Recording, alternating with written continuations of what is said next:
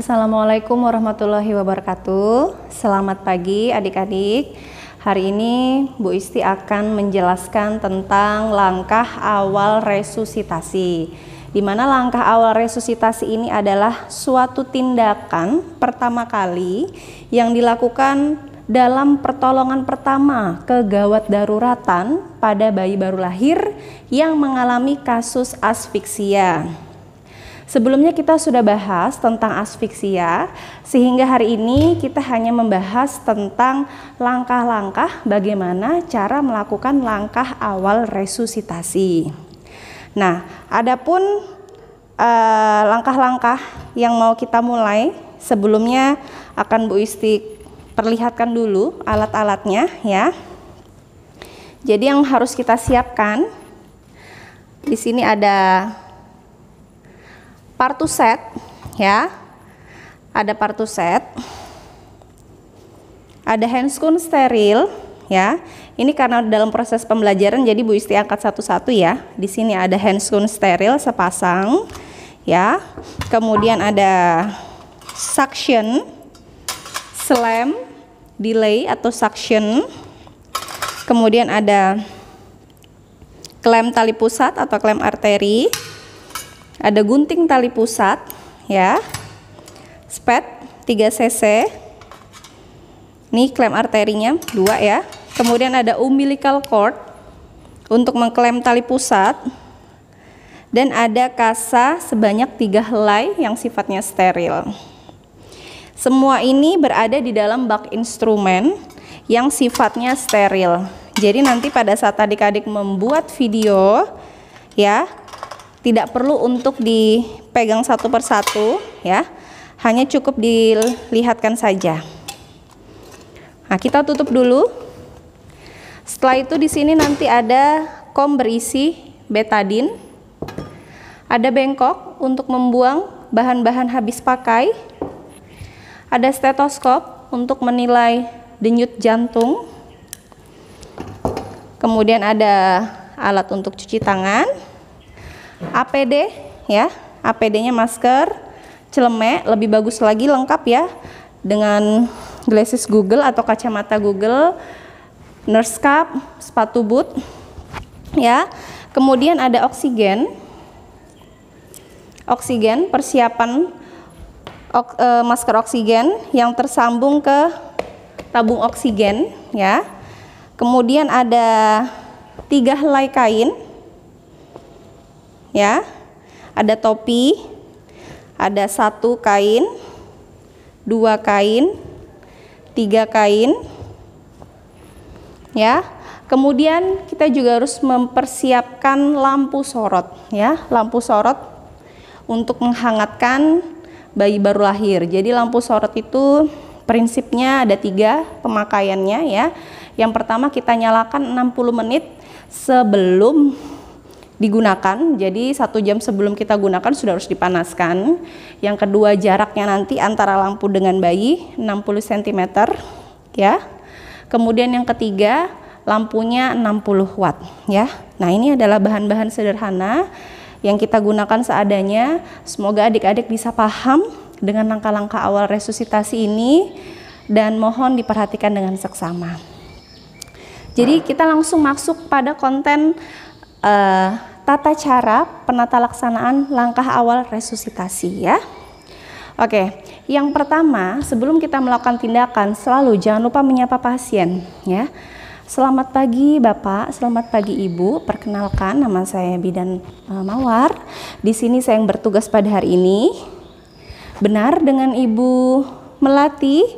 Nah, di sini bayi Ibu mengalami gagal nafas atau sesak nafas ya, sehingga harus kita lakukan pertolongan tindakan segera supaya keadaan bayi Ibu stabil kembali ya. Jadi gunakan bahasa yang mudah kepada pasien. Apakah Ibu bersedia? Ya. Bila sudah ada jawaban bersedia, nah kita langsung menyiapkan alat-alat yang sudah tadi Bu Isti sebutkan satu persatu ya. Nah, untuk yang pertama kali kita siapkan adalah meja datar ya. Alat yang pertama adalah meja datar. Sifat mejanya harus bersih, aman, kering, tidak lembab, aman, tidak goyang-goyang, ya, hangat, ya. Nah, kemudian selanjutnya lampu sorot tadi sudah kita nyalakan sebelumnya, kita posisikan 60 cm jaraknya. Selanjutnya APD tadi ya sudah siap semuanya yang sudah saya sebutkan, perlengkapannya sudah siap. Nah, kemudian kita perhatikan ruangannya. Harus hangat, bersih dan nyaman. Ya. Nah, setelah kita memperhatikan ruangannya, lakukan tindakan selanjutnya adalah menjaga privasi dengan menutup tirai. Ya, selanjutnya adalah menjelaskan kembali kepada ibunya. Ibu, apabila nanti dalam penata laksanaan pertolongan pertama ini ternyata tidak berhasil dan terjadi kegawat daruratan yang berkelanjutan, maka kami sudah mempersiapkan tempat rujukan, ya, kendaraannya, nomor telepon tujuan, ya, dan sudah ada asisten nanti penolong kedua, ya, seperti itu. Jadi dijelaskan kepada orang tuanya. Selanjutnya kita menggunakan APD.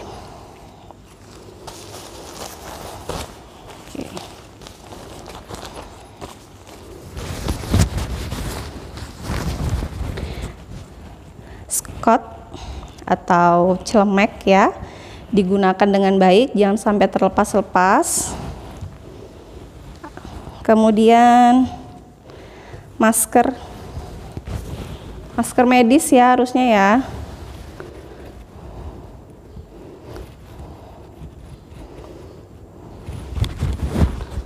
Ya, lebih bagus lagi kalau ada kacamata, nurse cap dan sepatu boot ya. Selanjutnya cuci tangan 6 langkah.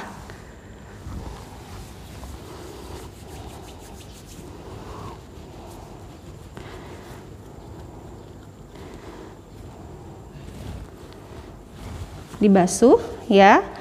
Kemudian setelah itu kita gunakan handscoon. Oke, sebelum kita gunakan handscoon ya, sebaiknya kita siapkan dulu mejanya tadi dengan menggunakan kain yang sudah kita siapkan. Jadi kain yang pertama untuk mengalasi bayi.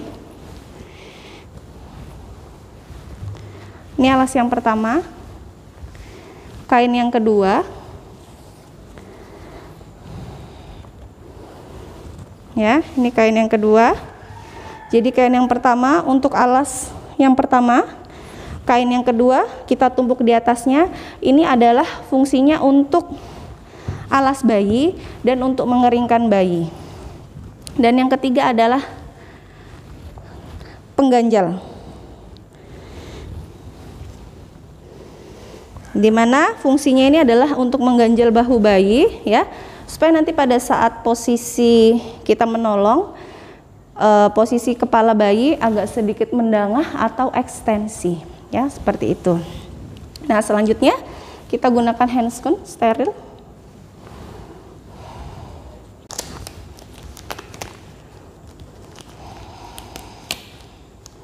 Kemudian saat bayi sudah lahir, ya, kita menilai menggunakan Apgar score. Di mana menilainya? Ini posisi masih berada di dekat ibu. Ya, di atas perut ibu. Jadi yang mau kita nilai adalah apakah bayinya menangis, ya, kemudian apakah tonus ototnya baik, dan apakah warna kulitnya juga baik. Ya, yang dikatakan baik seperti apa? Menangisnya kencang. Tonus otot yang baik seperti apa? Gerakannya pun aktif, ya, kakinya menendang-nendang, tangannya juga bergoyang-goyang, ya. Kemudian warna kulit yang seperti apa yang baik? Seluruh tubuhnya kemerahan.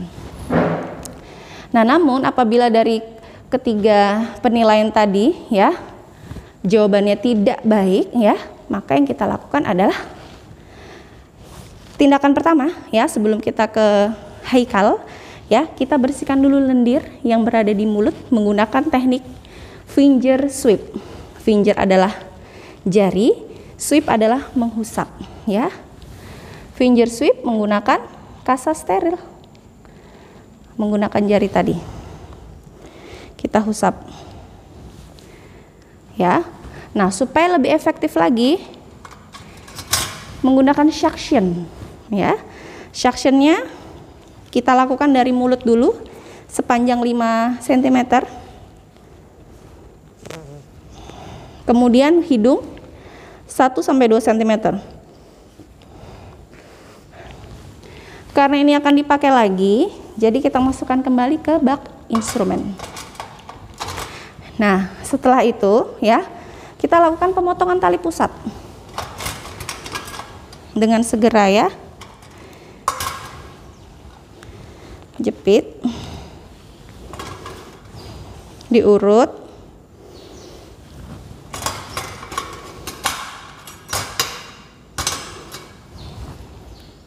Klem.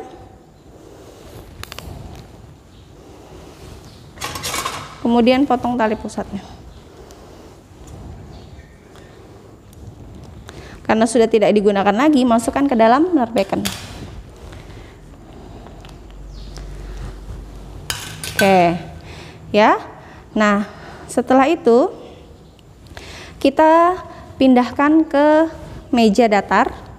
Ya, kan tadi di perut ibu kita pindahkan. Nih, ini kita sebelum kita pindahkan sekalian kita inform konsen lagi. Bu, kami bawa dulu bayinya ya, akan kami melakukan tindakan selanjutnya untuk pertolongan supaya bayi ibu bisa bernafas dengan normal. Begitu ya Bu, bersedia? Bersedia. Pindahkan ke meja yang datar sudah kita siapkan. Ya, posisi bahu di atas pengganjal ya, sehingga nanti kepalanya ekstensi bayinya. Ya, seperti ini. Nah, supaya hangat,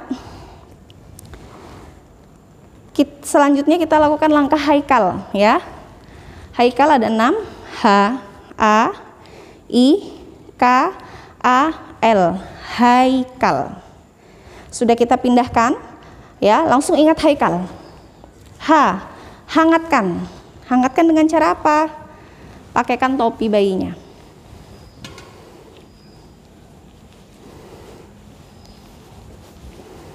Oke, setelah dipakaikan topi ya, kemudian kita keringkan menggunakan kain pertama.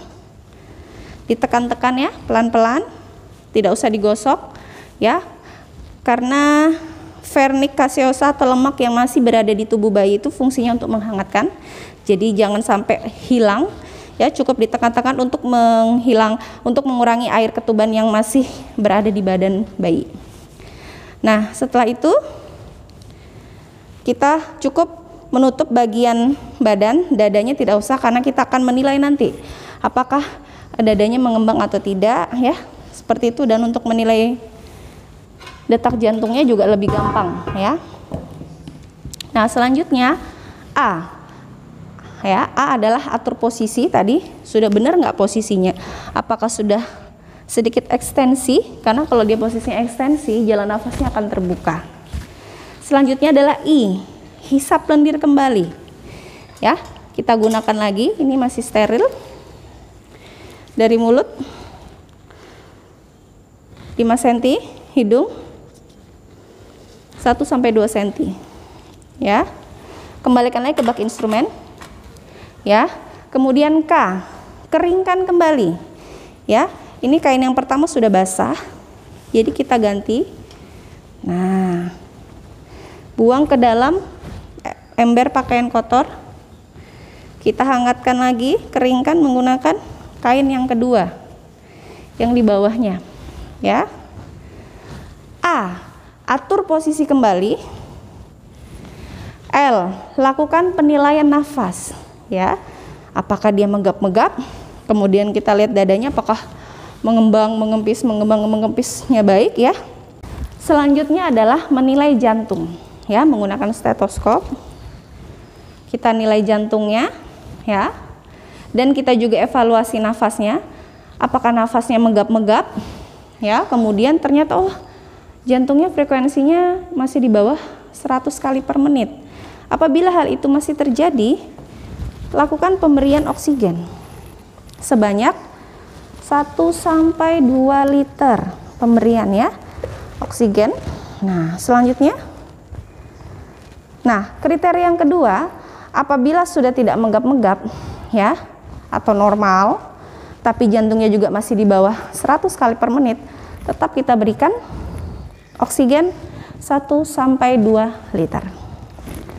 Nah, sampai di sini, ini adalah rangkaian langkah awal resusitasi sampai pemberian oksigen. Nah, setelah itu apabila nanti keadaannya membaik atau tidak membaik ya, langkah selanjutnya yang akan kita lakukan adalah VTP, ventilasi tekanan positif. Namun sebelum kita memasuki langkah-langkah penanganan VTP ya, kita selesaikan dulu ya. Jadi setelah pemberian oksigen ya, langkah selanjutnya adalah masukkan semua alat ke dalam larutan klorin. Larutan klorin, bahan habis pakai kita masukkan ke dalam larutan klorin ya. Setelah itu kita bereskan semua peralatan. Tadi sudah rapi pasiennya ya. Kemudian kita lepaskan handscoon dulu secara terbalik. Masukkan ke dalam larutan klorin. Kemudian cuci tangan.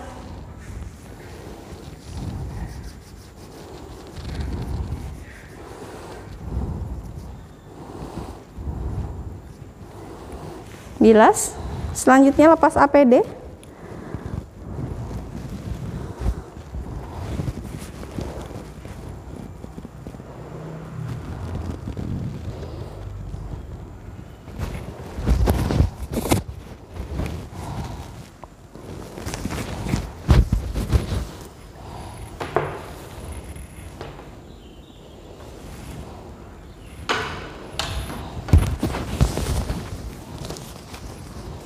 Dan yang terakhir adalah dokumentasi ya.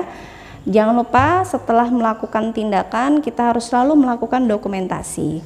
Nah, ini tadi adalah serangkaian langkah-langkah penata laksanaan langkah awal resusitasi. Apabila ada yang ingin ditanyakan atau didiskusikan nanti boleh ya. Setelah di-share videonya ke grup WA, adik-adik boleh bertanya, dan jangan lupa diperhatikan langkah-langkahnya dengan baik ya, karena nanti tugas Anda selanjutnya adalah Anda harus membuat video yang nantinya akan saya nilai untuk pengambilan nilai praktek langkah awal resusitasi. Cukup sekian dari saya. Mohon maaf apabila ada salah kata. Saya akhiri. Assalamualaikum warahmatullahi wabarakatuh. Selamat siang.